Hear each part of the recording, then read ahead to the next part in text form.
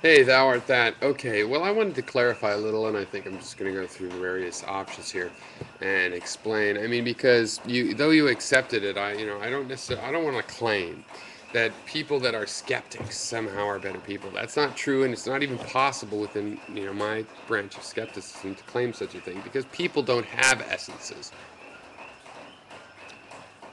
So there are no skeptical people, there's skeptical behavior. And so a person that is skeptical, you know, that's a shorthand for saying that they generally exhibit skeptical behavior. They could be skeptical 90% of the time and say maybe 10% of the time they find themselves in a foxhole, in a proverbial situation. No atheist in a foxhole, and they find, welling up from inside some little religious training, and they're reborn. And let's say it's temporary. They go back home, they forget about it, and they're an atheist again. So is that an atheist praying? No. Well, yes, but only in shorthand for a person displaying mostly atheist behavior, displaying non-atheist behavior, displaying theist behavior. So that wouldn't be really be as an atheist. Okay, so obviously an atheist could start a war that way, like in a non-atheist behavior. I mean, a non-skeptic behavior. Sorry, that's an inappropriate mistake to make. Skeptic. So,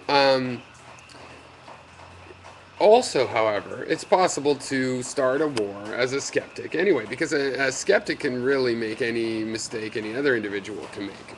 But but the thing, because for example, take the Iraq War. Colin Powell was up there saying, "Look, there's chemicals in these, circles on this picture."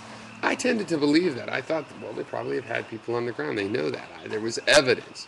Now, as a skeptic, I also wanted to seek out the other side because the administration at that point pretty much looked like they'd made up their mind. So I wanted to seek out the other side. You can find Hans Blix's report, a UN inspector, and he said, "Hey, yeah, Saddam is hiding stuff from us, but there's not a gap big enough in what we've seen to fit a nuclear program. Yeah, he's running stuff around. He's got something, and he should be blamed for that. But he can't possibly, be a danger in terms of having weapons of mass destruction." So I found that, and I opposed the war because of that. But if, say, that had been successfully suppressed or I didn't look at it, I can't get all information. So as a skeptic, I might have said, "Oh, it is a present threat," and supported that invasion.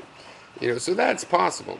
The thing is that if I do that and I'm a skeptic and we're making a social decision all together, then there's other skeptics. Even if I didn't get that information, it's likely that some other skeptic did. Someone else lives in New York or works with the UN or did read that report. And since we as skeptics are into sharing information, we'll share that information. If I'm a true skeptic, I will be eager to be exposed to that information and that evidence. And as a group, we're going to make a better systematic decision. It's sort of like skepticism in general. You get a perception. What is a perception? It's evidence of a relationship.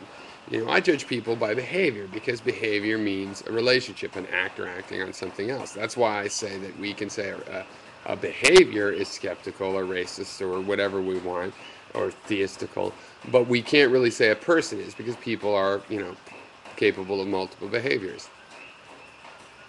And the behavior is a relationship. And as a relativist, I think that we can judge relationships. How? We can make a comparison. You could say, "Oh, this thing's like 5 feet long.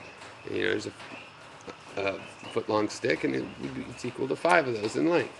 Well, you get a little information then. But you can also compare that relationship to another relationship. You could say this other one is 10 feet long. Or say the separation. You could say these two objects are 2 feet apart compared to another relationship where the objects are 20 feet apart. Suddenly you can say that these two objects are further separated than these other objects, and you keep triangulating. Um, you keep triangulating, you keep making abstractions, which are generalizations about where you compare comparisons that you compared comparisons with, and you get more and more abstract. And this is how you start to get a web of knowledge. It works like a logic puzzle where you can make some conclusions within it. And this is in general how you have to approach things as a skeptic. And I just think that systematically it adds up to doing things on evidence. You can always get the wrong evidence. You can always, all of that is still possible.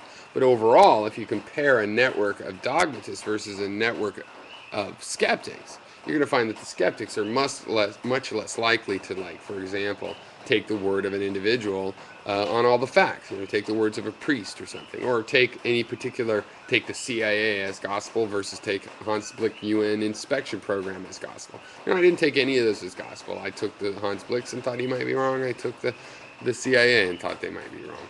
Knowing the preconceived notions of the government in this case, the administration at that point, of course, this added weight to the idea that maybe that some of their evidence was skewed, and it did turn out that way. So skeptics aren't a better kind of people because we really reject categorizing people in that way.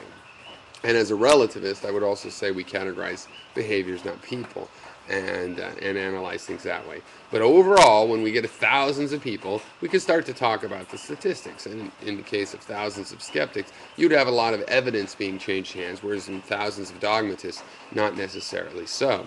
Now, dogmatists, people that self-ascribe to some dogma, say some theism, they can still behave skeptically. And if they do, then you'll get a skeptical result.